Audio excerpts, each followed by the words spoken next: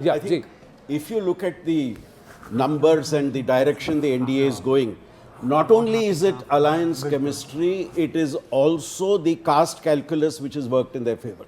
The point which was earlier made, the NDA alliance of the BJP and the JDU brings in different castes. You bring in the upper caste, you bring in the OBC, and you bring in the group that JDU is able to. The ABC. So it is also a caste calculus which they have brought in. Yeah, but if it is the Mahila factor that has actually given the NDA the kind of mandate that the leaderboard currently is reflecting, will the political discourse of Bihar itself change? Priyam Gandhi Modi and the others. We were talking about what happens now. If these numbers hold and these guys win, what happens now? So especially if the Mahila factor is working, etc., what happens after Nitish? So we've seen this in Maharashtra that you grow together. There was a belief at one time in Maharashtra that you cannot win without regional parties.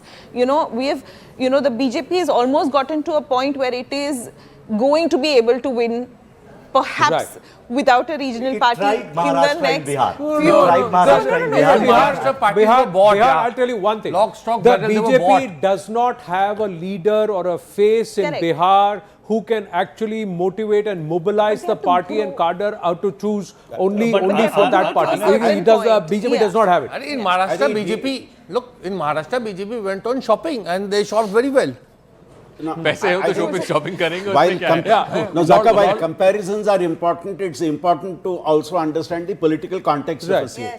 Bihar is not like the other states of the country, and the type of alliance the BJP has built up in Bihar is very distinct.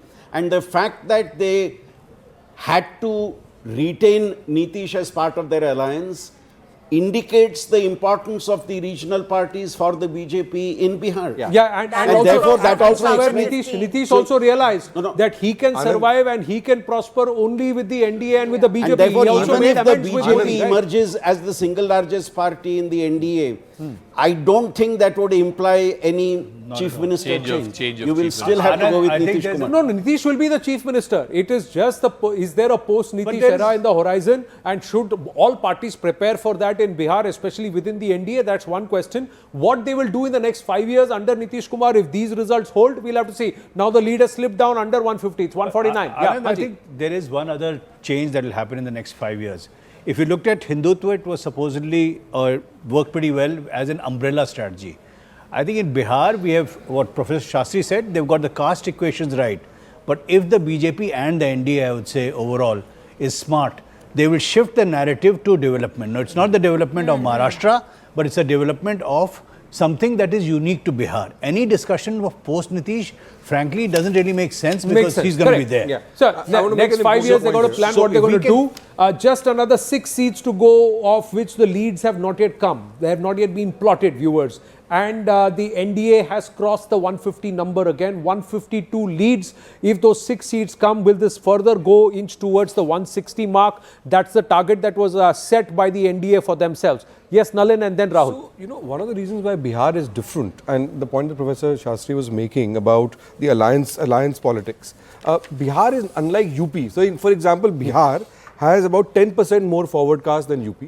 Bihar has about 4.5% more Yadavs than UP. The 17-18% Muslims roughly. Those get in UP they get divided up, but in Bihar they go either to Congress or RJD. And most importantly, UP has BSP, which cuts about 10%, 12% of the vote, which is not there in Bihar. Which is why alliance matrix in Bihar becomes specifically very, very important. And the BJP's sort of vote base is a very nice complementarity with JDU's vote base. They both need each other significantly. And it's transferability of votes, which is perhaps not happening in other places. See, I think Bihar is distinct in the Hindi heartland. Bihar is the only state where BJP never had a CM. In all other Hindi heartland states, BJP had a CM. Second, Bihar politics has always been delivering a coalition government, whereas UP and other states have started delivering single party majority. And the reason that's happening, BJP in Haryana or most states where it entered after 2014, what was the strategy? Basically create a wedge between the OBC caste and a Dalit caste. In Bihar, Nitish Kumar had already done that. He had done the Yadav minus EBC mobilization. He had done the Paswan minus Mahadalit mobilization. So in that sense, it leaves very little space for the BJP to grow without Nitish Kumar. Right, Sohail Seth is also there. Just a quick word. Sohail ji, you've been listening. Your thoughts? My worry is not about Nitish Kumar at all. And by the way, no leader, no politician leaves power on their own violation. Either God calls them or the population calls them back from their offices. My concern here is about the future of the Congress. And since Rashid is there and he's one person who knows the Congress better than perhaps most people do, my worry is how long will the Congress continue its massive decline because of this intellectual giant they have leading them? Because what is happening is you're destroying a great alternative. I'm not bothered about whether it's Gandhi or Modi or whoever it is. In a democracy, whether you like it or not, Congress is the only other pan-national party. And for the Congress to be consistent both in its decline and denial is something that is worrisome. So since Rashid guides Rahul Gandhi on a daily basis and is the closest advisor to Priyanka, let Rashid wait. What does he feel? Wait, this is what we're just going to left do. the room, by the way, Swapan Das Gupta is getting question. mic'd up. Rashid bhai, please come back into, come to me. Come here. Rashid bhai, come here. This is all live, that's all right, no problem. Our viewers are understanding what we're doing. Aye, Rashid bhai, idhar aiye. That question was to you, so you have to answer. I'll have to use my mic. Come. हम share कर लेंगे उसमें क्या Mr. Sohail Seth has he's my dear friend, but he always exaggerates. He knows that nobody can advise, Gandhis, particularly Rahul and Priyanka. Like you, I'm an independent observer, and we do comment and make a livelihood out of it. But capacity to advise. Who has written more books on the Gandhis, which even the Gandhis can't read or haven't read?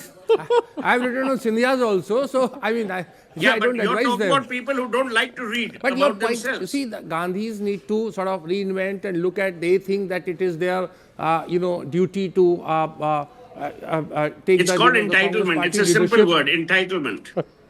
नहीं वो बोल रहे हैं कि कांग्रेस का क्या होगा ये लीडरशिप कब चेंज होगी Well, I would say the corpse is still alive and kicking, so it will continue. Anand, there's an old saying in He's saying a the particular corpse is play. still alive and kicking. It says, operation successful, patient dead. That is Well, I the think that surgical on a prowess more of the serious Congress note, party I think today. the test of Congress will come in the next round of assembly elections, when it will be a direct contender, Arey, particularly yaar, in you said Kerala, that 10, 11 years ago also. कि उनका time आएगा उनका time आएगा उनका time 11 years आएगा ago, they won in Kerala. Arey, now see, by that logic they also won 2 MLA seats in UP. Now Rashid, if you have to defend them, don't Thank you. defend them itna, na? No, thank you, Rashid ji. You're going to get some grub. We got Swapan Das Gupta ji is also. Welcome, sir. Welcome. Thank you very much. आइए कुर्सी आपके लिए vacate कर दी गई देखिए आपके लिए कुर्सी तैयार है. Yes, yes, Zaka. What's the plot? So just quick check on the map. So it's 150 par as it were for the NDA. Just a breakup of the alliance partners. The BJP at 68, the JDU at 68. I keep looking at the gains. For the JDU, it's a 25-seat gain from 2020. BJP is down 6, but remember, the BJP is fighting 14 seats less this time. The LJP, and I think this is a pretty good record. Out of 29 seats that he's fighting, he's leading in 14, the Ham Party in 4 and the RLM in 2. But really, I think the story of the NDA alliance is the revival of the JDU. And if you look at the map, it's across. The light green of the JDU is across different regions, whether it's in Bhojpur, whether it is in Magad, whether it is in the eastern part, the Bhagalpur belt, or even in Mithilanchal. They seem to be doing across regions, and when a party does well across regions, you know it's pulling its weight. So it's neck and neck between the JDU and the BJP as far as the NDA alliance is concerned. India alliance, on the other hand, it's a different story. The only color you see largely is purple, which is the RJD. But even the RJD is 20 seats down from last time. Last time the RJD had 75. They're down to 52. The Congress had 19 last time. They're down to 17. Again, the left parties, between all of them, CPML, CPI, CPM, they had 15 last time. They're down to 7 seats. Zaka, the leads have been at 238 for a while now, but the NDA seat count has been going up. It went up from 152 to 157. That means increasingly, as we are plotting Bihar live for us viewers, as the results are coming in, the leads are coming in, viewers, the NDA is pulling more seats away from the INDIA. Swapanji, welcome. Please, your thoughts. My apologies, you are Swapan and Swapan Das Gupta. I end up saying Swapan Das. My apologies. पहले ही माफी मांग लेता हूँ. Swapan जी बताइए. Well, thanks for getting the ethnic things right. But I think what's very clear is that this is quite an emphatic mandate. You know, what at least it appears to be at present. And secondly, that the pool machinery which the NDA has set up, which is based not on might or muscle power, it's based really on certain arithmetic, juggling of arithmetic, playing expediently caste politics at times, class politics at times, other factors, whenever it suits them. That seems to have worked again in a very good way, just like it did in Delhi, where really it was the organization at the micro level which played the part, and in Haryana, which too again. So it's that same pattern which is being repeated in Maharashtra, Haryana, Delhi, 160, Bihar. 240 leads, 160 number. 160 was the target that was set by the NDA. 3 more leads that have yet to come, and they seem to be continuously moving in one way. Is this holds? Yeah. And we are getting into the second, third round of counting in a lot of the counting centers. First round of counting of EVMs is already done. 46 counting centers and all. Yes. Trend start when a party or an alliance is ahead. 161 now. As it closes, they tend to get the advantage. together, So yeah, I will even not be more, that's surprised true. if that goes even higher as you get to the end. Now this is historic. This is a historic mandate. The last time just past the post, 2 or 3 past the post. वहाँ पे there was a lot of noise that you've doctored, engineered the last 10, 12 seats just to get past the post, etc. And this is settled beyond doubt. This is settled beyond. Now go back to my question in the morning. ये टोनवा ठीक नहीं लग रहा है. जी.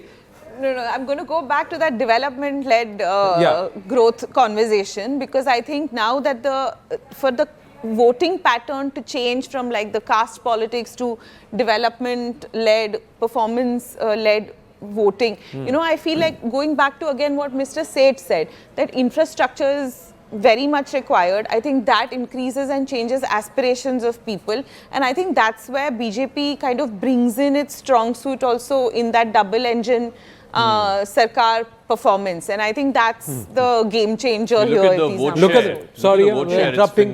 Just have a look at it. 52% vote share. See, this is the NDA's best ever. The NDA has never gotten above 43-44%, if my memory serves me right. 52%, more than half the percent vote share the NDA has pulled, because the cameos have also been fantastic. LJP, HAM have all added, along with the JDU and the BJP doing well. And look at the INDIA, 37% gap between the two. It's basically a two-horse race. I mean, I don't think Jansuraj or any of the other third or fourth players matter in this election. It's a two-horse race, and if there's a 15% gap between the two alliances, then I think it's a runaway victory, and that's what we're seeing in the seats as well. In my mind about Tejasvi Yadav. Right. Yes, he's done better than the Congress, but the question is, does he offer anything beyond what his father gave him? And I suspect the answer to that is no. He was novelty last time. He's no longer a novelty. Clearly, the people and politics is not about the perfection, finding perfection, but it's about the half loaf, right? So, does he offer anything that the people credibly believe will take them to a different level?